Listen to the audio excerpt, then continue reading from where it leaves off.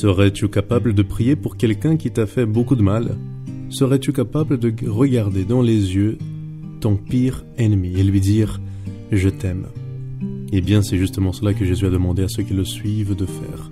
Au chapitre 5 du livre de Matthieu, nous trouvons le célèbre sermon sur la montagne. À la fin, nous lisons « Vous avez appris qu'il a été dit « Tu aimeras ton prochain et tu haïras ton ennemi. » Mais moi je vous dis « Aimez vos ennemis. Bénissez ceux qui vous maudissent afin que vous soyez fils de votre Père qui est dans les cieux.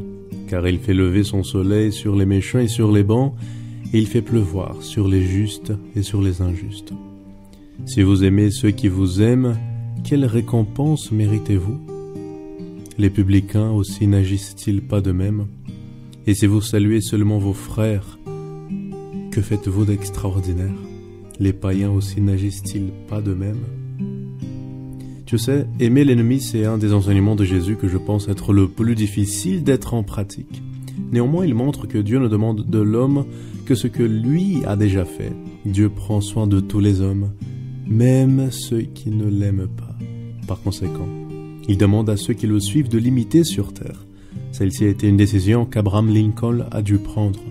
Lorsqu'il était en campagne électorale pour la présidence, un de ses pires ennemis était un homme appelé Stanton. Celui-ci déclarait publiquement son haine envers Lincoln. Et à toutes ses offenses, Lincoln répondait seulement avec le silence. Toute cette diffamation de Stanton n'a pas donné de résultat puisque le 6 novembre 1860, Lincoln a été élu le 16e président des États-Unis. Le moment est arrivé pour Lincoln, en tant que président, de choisir ses ministres, et pour le désespoir de certains et l'étonnement de tous, il a invité Stanton à intégrer le ministère. Stanton a accepté l'invitation et est devenu le ministre de la guerre.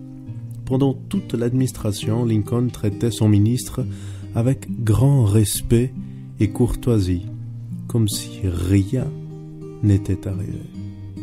Le temps est passé et le 14 avril 1865, Lincoln a été assassiné au théâtre Ford à Washington. Le pays a été en choc et le corps de Lincoln a été mis en exposition dans une petite salle.